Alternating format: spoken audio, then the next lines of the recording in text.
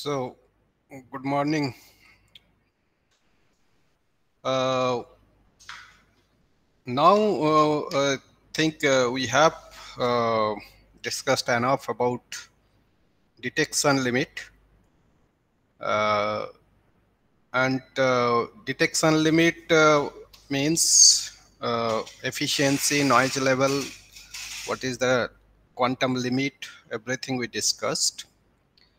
And we also mentioned that even though your subpositional light is there, source is easy to demonstrate, but detection actually spoil the feast. So this could be, we could explain that this is the overall photoelectron generation. If delta n is the standard deviation for a shortened sample of time you are just considering, and eta is the efficiency, so-called quantum efficiency. And then this equation we have just taken granted, and we discussed that if eta is very, very high, large, then only you can close to 1. If eta is close to 1, then only your electron and photon deviation, standard deviation, they will be identical. Eta 1, that means delta n equal to delta capital N equal to delta small n. So in that case, actually a subpoissonian source, if it is there, then you can reproduce. Otherwise, it's very difficult. So the condition is that we should have a very high quantum efficiency detectors. That's the first. That is the first and foremost condition, as much as possible. And then second condition is that you should have some kind of light sources which can give you subpoissonian statistics. Meaning laser source we have seen that is actually Poissonian. So subpoissonian only condition is that the standard deviation delta n should be less than equal to average photon number. Okay, so that is the condition of subpoissonian light source. So how to demonstrate that? Meaning delta n should be, if it is delta n should be 0, that is fantastic. That is actually ideal subpoissonial source, light source, and that is actually very easy to handle and useful. If delta n, but that is ideal case. But delta n something lower than n bar, square root n bar, then I think that is better than laser source. I think you can assume that the photon distribution, particularly standard deviation, when the stream of photons coming, standard deviation will be less. Now, I think it's a primitive story I want to discuss here. That we have seen the distribution, natural distribution is Poisson distribution for a constant light intensity, and we say that actually scientists, engineers tried to demonstrate a certain kind of source where actually you can get a subpoissonian light source. So that was taken as a challenge. So once it could be demonstrated, then I think next step is the application. So here one model is given here in figure A. If you see, this model would work. That was the initial thought process, that if you have a very high efficiency emitter, what does it mean? High efficiency emitter. So that means it should emit with 100% efficiency. Meaning, suppose I trigger that it should emit now, one particular photon should emit, and it should actually emit with accurately. Okay, I'm just triggering. For example, you can think of that this is some emitter is there, just one electron if you send inside, just anything trigger as an electron, if it is coming, and then it should emit one photon, and with 100% probability, then it can be considered as a high efficiency. So in that case, there is a probably, if you have such a source, or maybe you can have maybe some particular atom if it is there, and diluted atom or something, it's a gaseous stage is there, and particular atom, if you are just sending a trigger, and then it can obviously it will be absorbing electron, and then it will emit some photon, and then you can get some kind of emission. So challenge is that then this kind of this electron or current source you have to find which actually gives you sub-Poissonian electron stream or current. Meaning whenever you are sending some trigger, electron trigger for example, okay, that electron trigger should, that also every, for a particular sample time, whatever number of electrons are coming every samples, that standard deviation should be sub-Poissonian. That means delta n should be less than square root of n bar. Okay, so if average is n bar, then delta n should be less than that. So if you have that type of current source, and that current source actually sending an electron, which actually is the trigger for emitting a photon, then you can say that one-to-one high efficiency is there. So it is actually entirely depends on how good is your current source as a sub-Poissonian emitter, then your light source will be sub-Poissonian also. So that was the thought process, simple thought process. So instead of just controlling photon, some other mechanism, when you are triggering that you control. So at the source you just try to control. So that is what the idea. And indeed, it was demonstrated with this type of setup first. I think this is around 1980s or 84 or something like that. Some experiment in Europe and USA, they tried like this. So you see, this is a kind of vacuum tube. So vacuum tube where you have some kind of mercury gas molecules, Hg. Mercury atoms will be there. Sorry, not molecules, atoms. So atomic level mercury will be there. Okay. And a very, very low pressure. And mercury, that is actually kind of a lamp basically. If you just, it is available nowadays also in the lab also, these mercury lamps are used for photolithography process. Okay. A certain kind of lights will be emitted if you just apply some voltage across the so-called cathode and anode. This is anode and this is cathode. Then I think the electron will be traveling, and while traveling it will trigger the mercury gas. Then mercury gas will be excited, and then when it will be coming down to ground state, it will emit some certain kind of line, particularly UV light, deep UV light source. As it is normally used as a deep UV light source, and that deep UV, not only deep UV, just UV less than something 400 nanometer, you can get 350 nanometer line wavelength. Also you can get 250 nanometer wavelength. So those wavelength you can filter and you can use for photolithography purpose, because you know that normally lower the wavelength, you can actually make a you can define device or electronic device, etc. That is a smaller feature size because of the diffraction limit. So diffraction limit actually directly proportional to lambda. Smaller the lambda, smaller the feature size you can actually define photolithographically. So that is a microelectronics industry. They exploit this very well.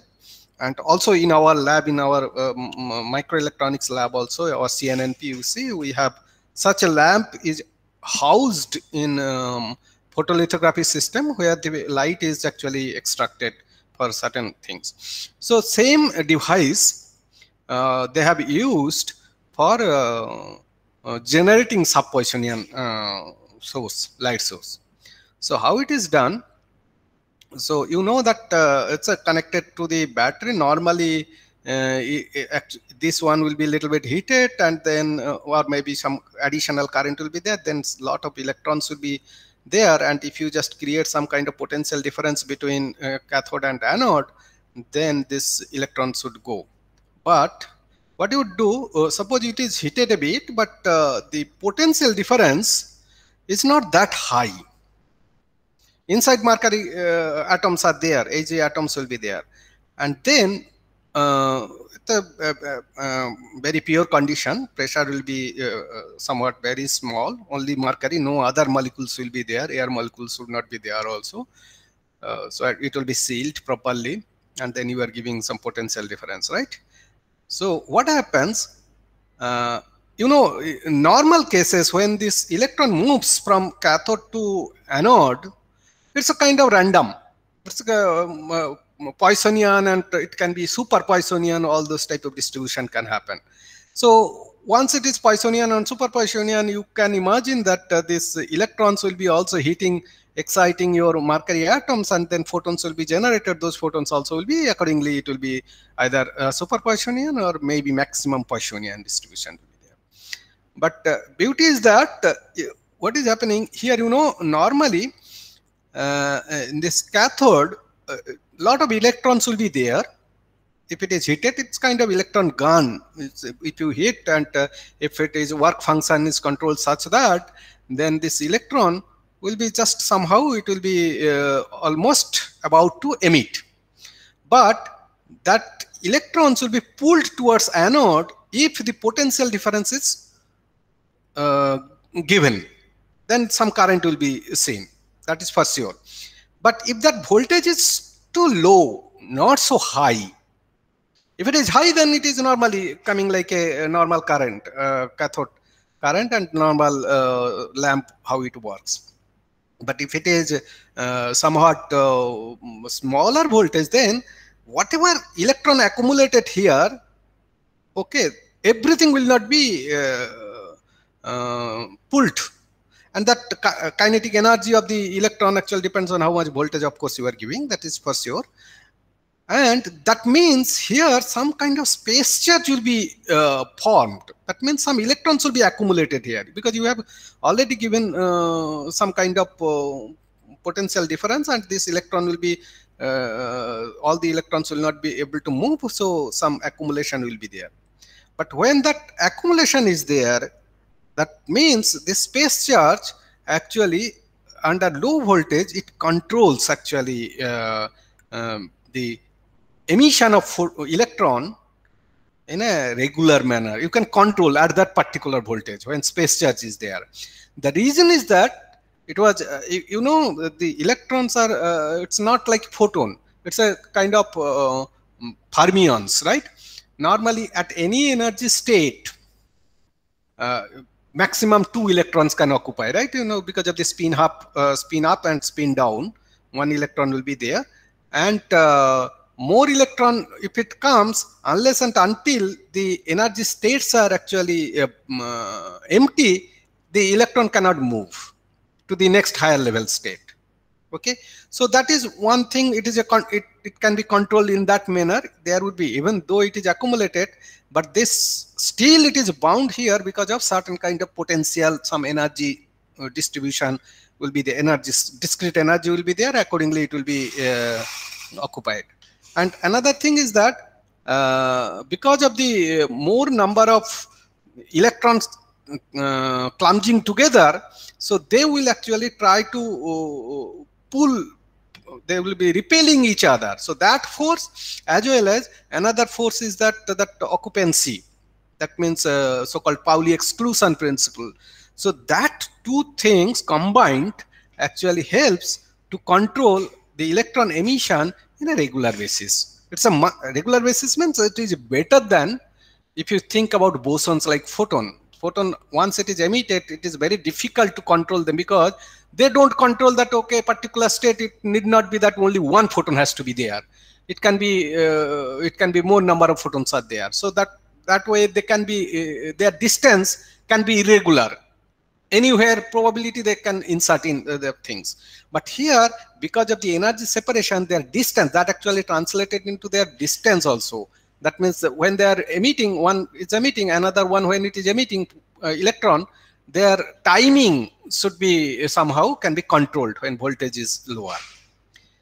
So in that way, you can actually, regular electron can be generated, and every electron coming, because it's gas pressure, everything you control in such a way that this, it almost 100% it will trigger to emit a photon also. So that is actually high efficiency emitter we said.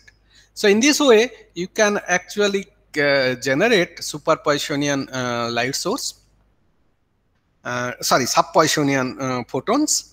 And PMT means it's a photomultiplier tube. And I think earlier days when very high efficiency photodetectors were not there to detect single photon, normally photomultiplier tubes are used. And photomultiplier tube means one electron comes. In that case, normally that electron will be generated, and that electron will be then accelerated with very high voltage, and then it will acquire some kinetic energy, and that kinetic energy will be again given to another electron, and that another multiple electrons it can give, and then you can get a pulse of current will be generated here. So from the single photon you can get a pulse of you can generate a pulse, and that pulse actually can be sensed in our counter. So that is how one photon counter counts normally. It's a kind of counter, yeah. Okay. So in this way, actually, it was found that about 253.7 nanometer. It's actually called so-called deep UV line from the mercury lamp. It comes out. So that sub Poissonian photon source was generated first time. Practically, it could be demonstrated, and the measurement also showed that it is really a good source. And then another thing is that normally, you know, we have a common semiconductor conductor. If it is a direct band gap semiconductor, you can actually design a light emitting diode. Meaning, I think all of you have seen, that's a kind of PN junction is there, and material has to be direct band gap. That means peak of the valence band and bottom of the conduction band, they should be aligned exactly at 1K value. They should match in the EK diagram. Then momentum can be matched very well. So electron and electron from the conduction band, when jumps into the valence band and recombine to the hole, it releases energy, and that is the photon. That is what light emitting diode. Basically, you have a PN junction, and there are certain conditions are required to emit a high level of photon emission. The semiconductors has to be degenerate, heavily doped, and then just hold on 1 minute here.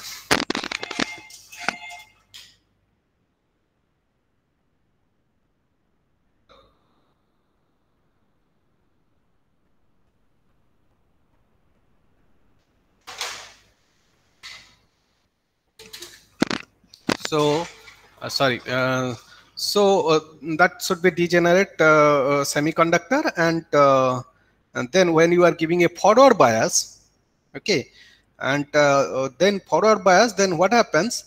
You know, normally any PN junction, there will be a depletion layer will be there in the metallurgical junction region, and whenever you are giving a forward bias, meaning you are connecting the P site with a positive terminal, and negative site, N site is with a negative terminal.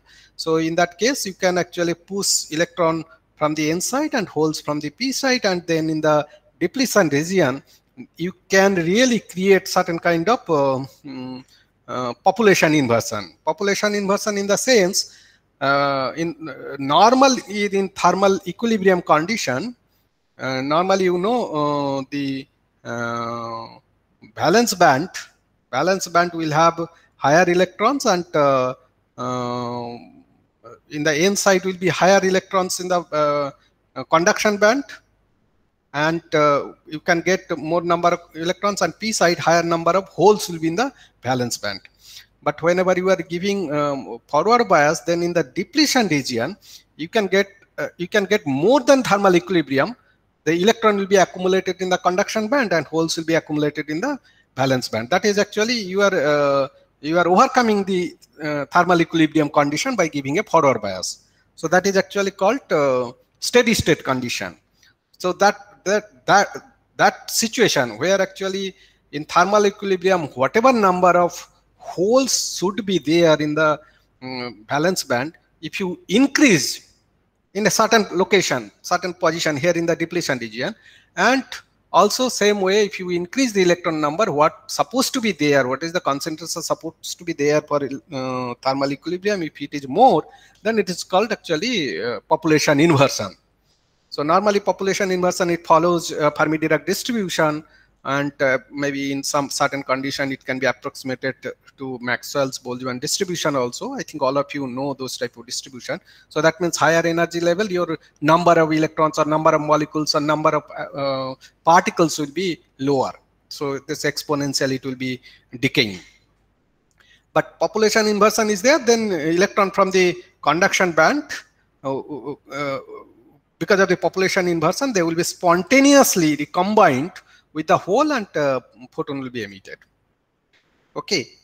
Normally, you know, LED is a very bad source for our communication because it actually emits photon in all direction. It can emit all direction. The divergence is there, and its spectrum is very broad, and everything is there. That's why people used to go for laser diode. I will come to that point. But here, people used actually this LED source to generate actually short noise photocurrent. You know, short noise is the noise you cannot really, that's a quantum limit, quantum short noise, all frequencies available, that is what we discussed. But here, by suitably designing this simple circuit, actually, you could actually get a noise lower than the short noise.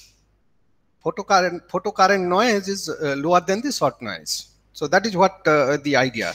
And that actually, the idea also came through your normal theoretical understanding. If you see, rewriting equation 330 equation. You remember what is 330 equation? Let's go back and check.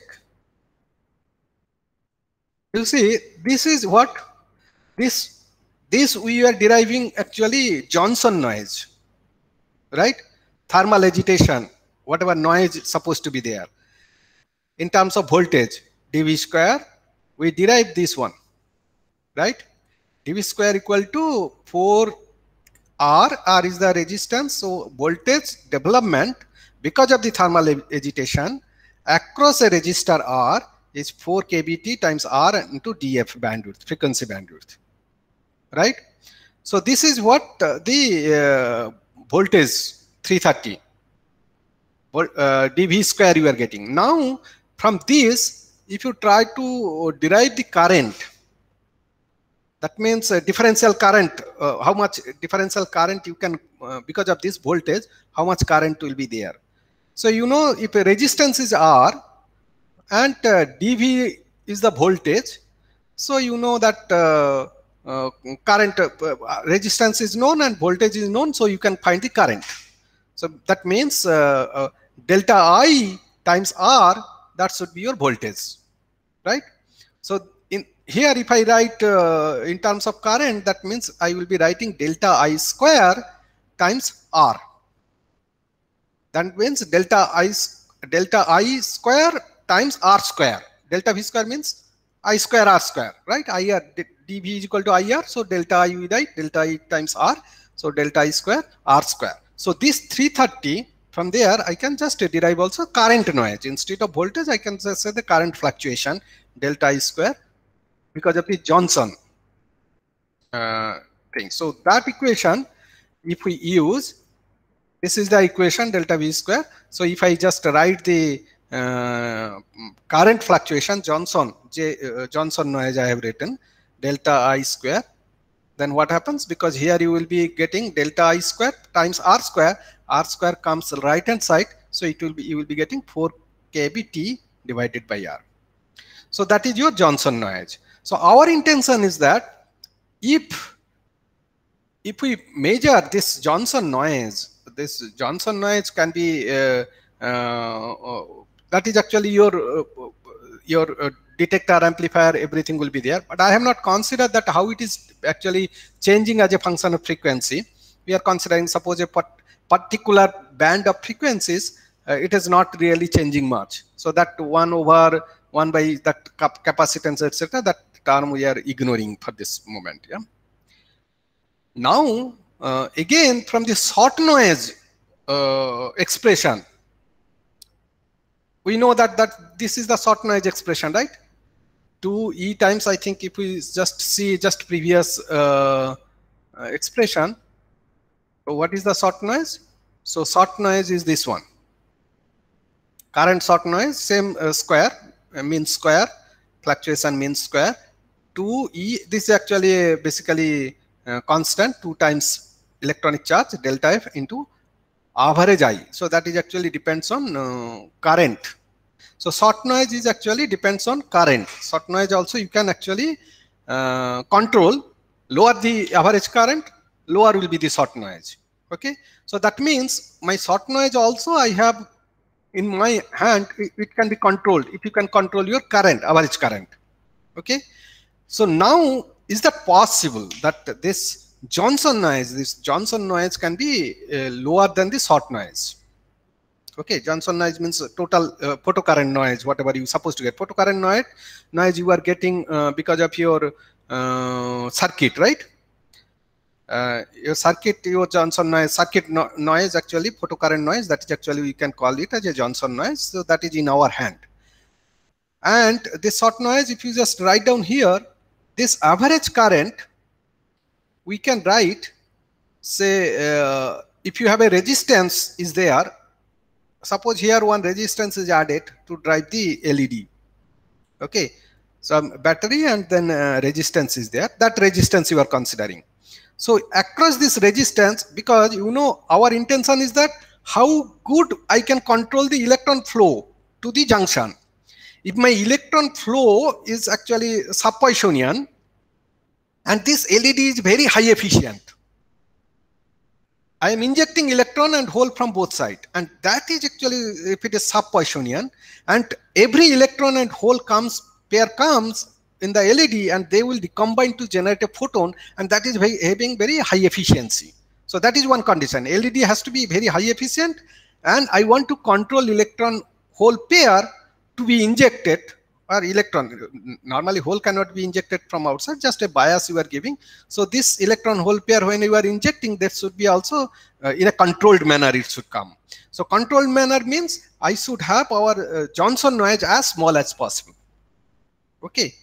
So Johnson noise smaller is always better. So Johnson noise, you have the expression, and this short noise expression is this one, and short noise generated here, because short noise, ultimately the short noise, if it LED is, it is 100%, short noise actually nothing but whatever the distribution coming, quantum nature of the electron coming into the diode, that matters. So if I say that this voltage across this resistor voltage drop is VR, and then this average current, we can write that VR by R.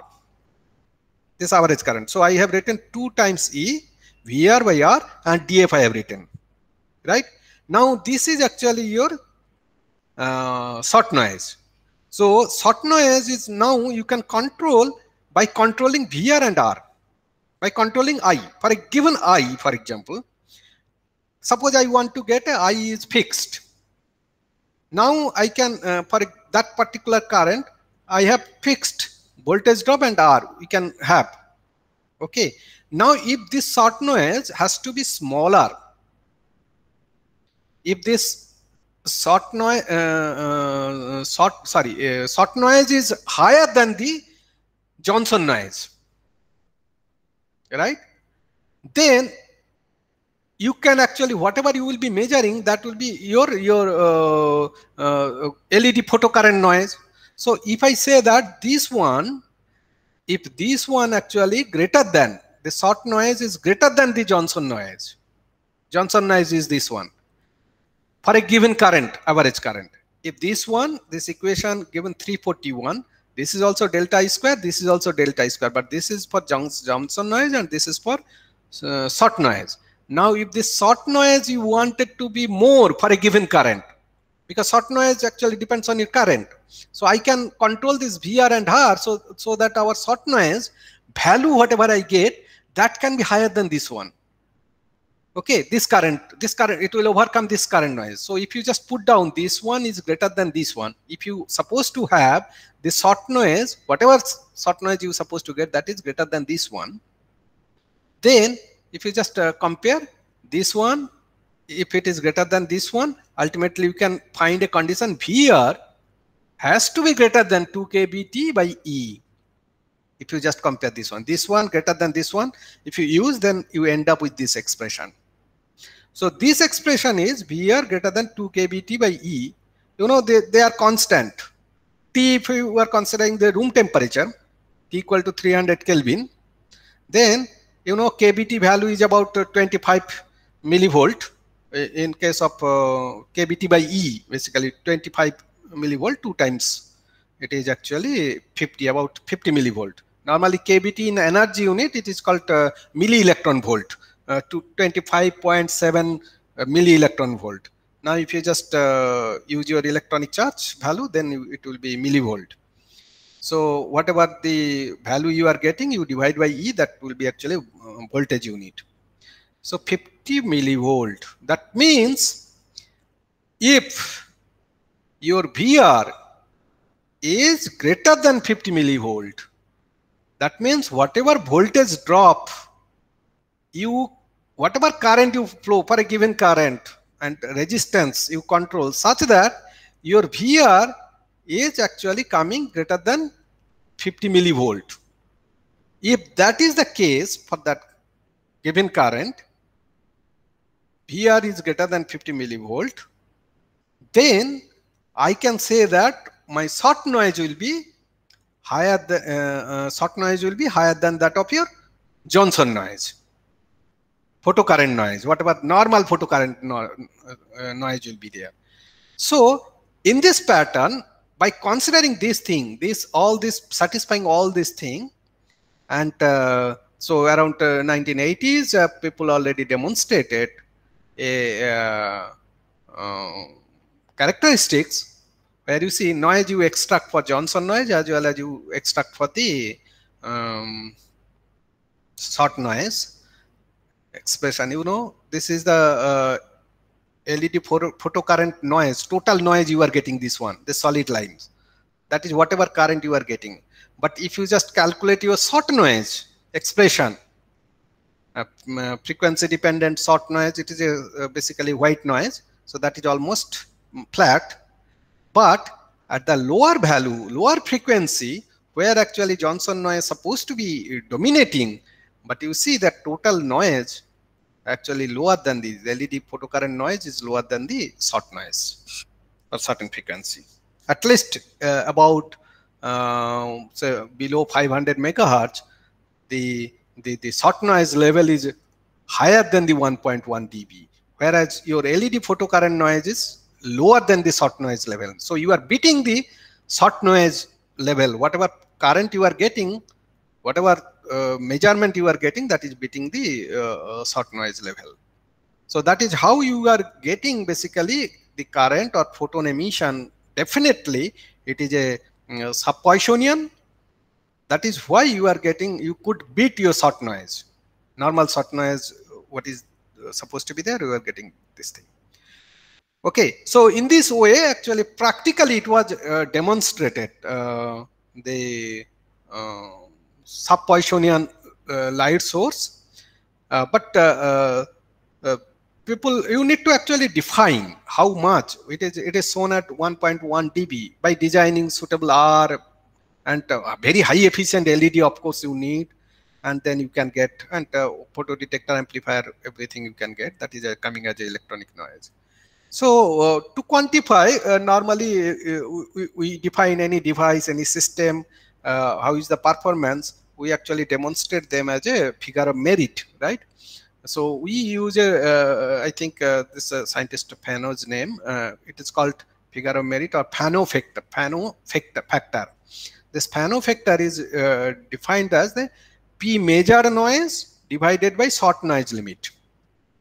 So that means whatever major value here, the solid line here, for a certain frequency, and then what is the short noise limit there for that frequency. For that particular frequency, you know what is the short noise limit, you can calculate.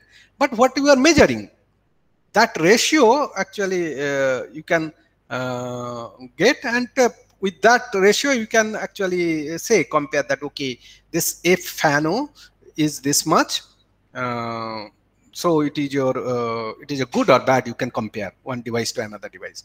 For example, in this experiment, if you just use 1.1 dB and higher, 1.1 dB higher, you can convert it into just not normal scale, linear scale, and then if you take a ratio, it will be coming like a 0.79. So that means in normal linear scale, you will see that is actually 21% higher. This is only 79%. Your normal current, normal LED photocurrent noise is just 79% of short noise current. 79% of short noise. That's a linear scale you are getting, and that is measured at one. This is actually should be at 1 megahertz. Okay, so this factor actually you quantify how much big it is, just to see the ratio. So if the total efficiency of this system in converting drive electrons from the battery into photoelectrons, so you see from the battery you are driving the electron, right? Electron to the diode. So if that suppose battery ejecting certain electrons, but it is entering a certain value of electrons to the LED. Okay, if that efficiency, assuming that LED, whatever LED driving in and photon is emitted, in that case, considering all this, that actually the efficiency you are defining as a total efficiency eta. Then the major Fano factor can be expressed. Also, is this FDR, that is the actually where FDR is the noise level of the drive current relative to the short noise. So relative to the short, it is measured with relative to the short noise, how much this drive current, how much above the short noise drive current, okay, noise level.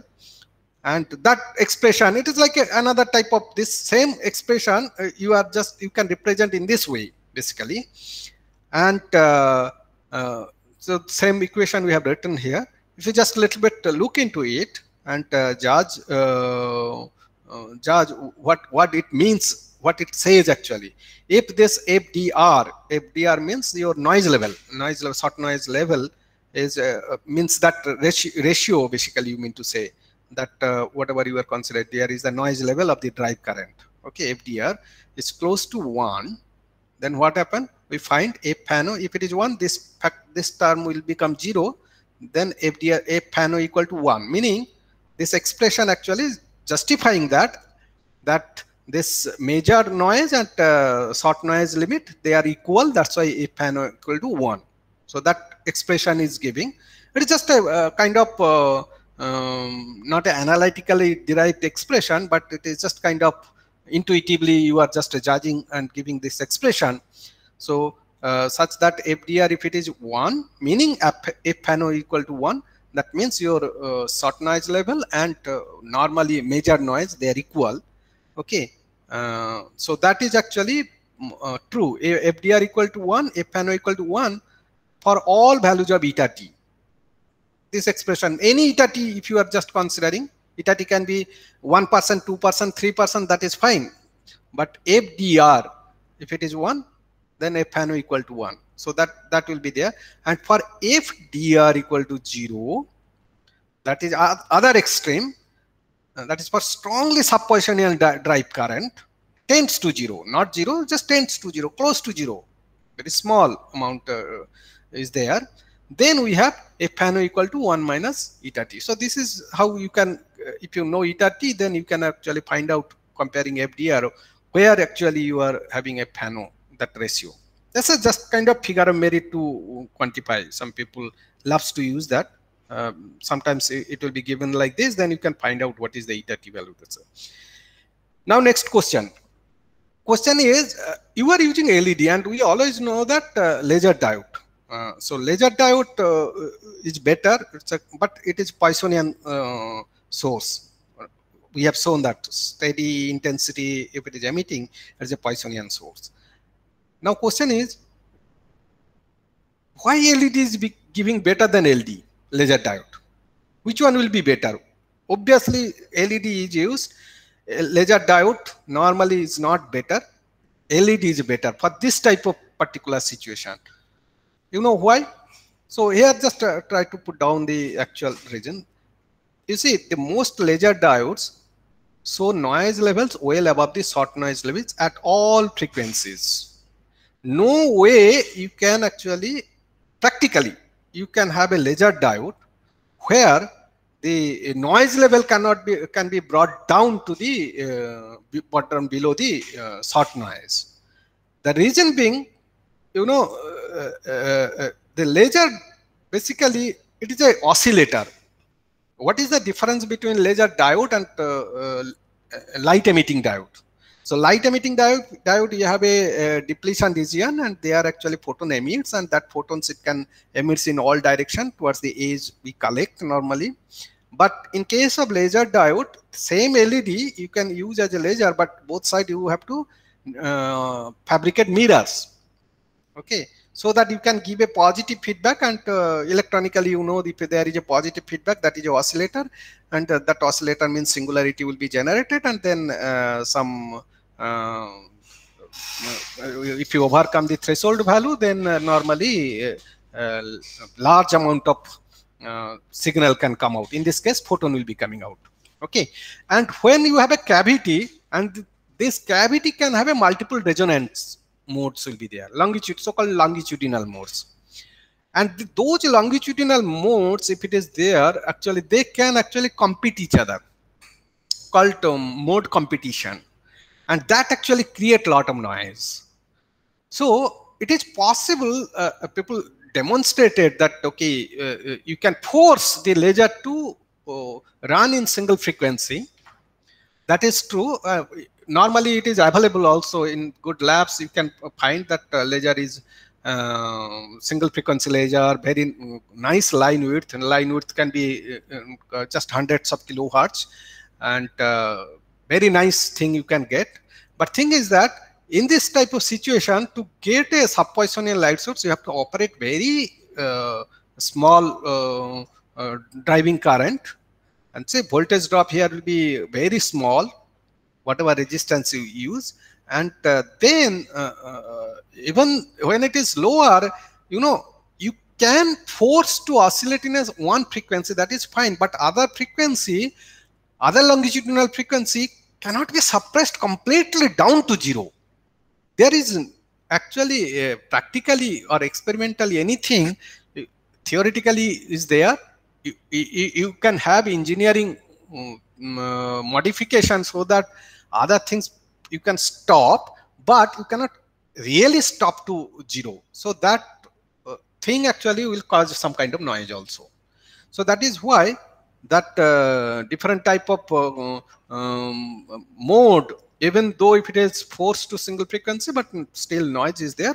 So it was very difficult to, so far it was very difficult to design the laser diode circuitry to get the sub-Poissonian output. Okay, so up to here today I just close. Maybe I think this is whatever the source we have demonstrated. It was first time. It is a proof of concept. You know, proof of concept. It is shown that sub-Poissonian light source could be designed, can be demonstrated, and you see this is the experimental results people published, and more the this is 1.1 dB, that is actually 21% above, or 79% of the short noise, but you can design much better circuitry. It is possible that you can get the noise level lower than the short noise. Major noise can be lower than the short noise. That is possible. And now thing is that we have to go towards the this type of thing, whenever you are designing this register, battery, LED, and all this type of thing, it is not really very good to use this type of circuitry or whatever generated for a integrated photonic integrated circuits. Okay, so that's a kind of it's possible to generate. True, efficiency is low, but it is possible. But application point of view, you need more robust type of device. Okay, so what is the solution? What is the question? That is, I think we're asking some questions. Yeah. So you were saying Saurabh is asking. Soliton laser can be used as a sub-Poisson noise. I don't know. So I have to see. I think if Soliton is giving a sub-Poisson light source, I don't know that. I have to check. If you have some thing also, you can just forward to me. So far, I don't know if the people are using Soliton source. And most of the time, we will see that squeezed light source, I think, used by using the nonlinear property of crystal, a sub-Poissonian source can be generated. And sub-Poissonian source meaning whenever your delta n, anything your standard deviation of your incoming photon or electrons at the detection level is delta n is standard deviation is lower than the average value, then that means that is a sub-Poissonian, and that can be very good for your applications. Okay, so that type of thing we'll be discussing in the next slide. Before that, some more figure of merits we'll be discussing. That means we have already discussed some